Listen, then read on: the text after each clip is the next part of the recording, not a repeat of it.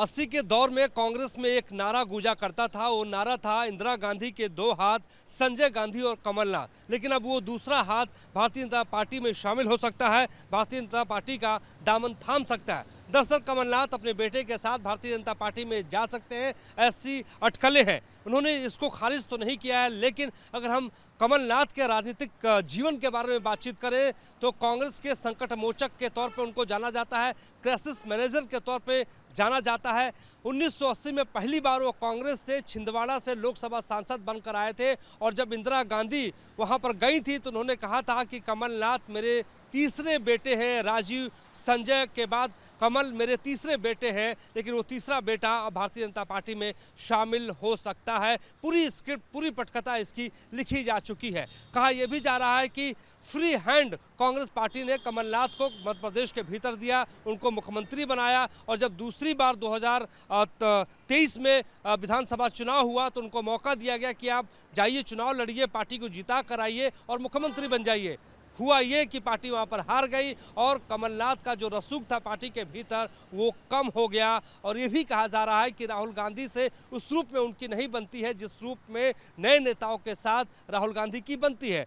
वहीं अगर हम सोनिया गांधी के बारे में बात करें तो सोनिया गांधी और कमलनाथ के रिश्ते पुराने हैं, राजीव गांधी के वक्त के रिश्ते हैं।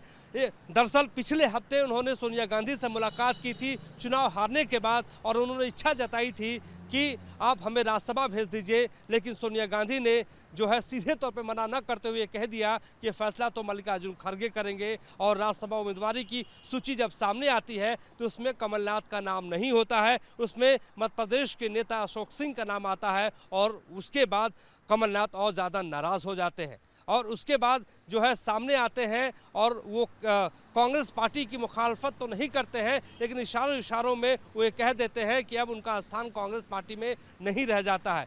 अचानक छिंदवाड़ा का प्रोग्राम छोड़कर वो दिल्ली पहुंच जाते हैं और यहाँ पर वो सीधे कहते हैं कि मैं कहीं और जाऊंगा या नहीं जाऊंगा ये आपको बता दूंगा, लेकिन खारिज नहीं करते हैं। कहा यह भी जा रहा है कि कमलनाथ का जीवन, खासतौर पर राजनीतिक जीवन जो 76-77 साल का हो चुका है, वो उसके बाद वो अपने बेटे नकुलनाथ की चिंता कर रहे हैं कि कांग्रेस पार्टी में अपने बेटे के भविष्य को लेकर हमेशा वो चिंतित भी रहते हैं। वो कहते हैं कि आखिर नकुलनाथ का जीवन क्या होगा राजनीतिक तौर पे। ये भी कहा जा रहा है कि अपने बेटे के राजनीतिक भविष्य के साथ साथ जो है वो अपनी राजनीतिक विरासत को किस रूप में, किस तरीके से छिंदवाड़ा के अंदर नकुलनाथ को सौंपे, इसको लेके भी जो है कमलनाथ चिंतित रहते हैं। कुल मिलाकर हम ये कह सकते हैं कि जो कभी क्राइसिस मैनेजर कांग्रेस पार्टी के हुआ करते थे अब वो भारतीय जनता पार्टी में शामिल हो सकते हैं अपने बेटे नकुलनाथ के साथ, जो कभी इंदिरा गांधी के तीसरे बेटे के तौर पर उनको देखा जाता था, जिसको कांग्रेस पार्टी ने भरपूर मौका दिया मध्य प्रदेश के भीतर,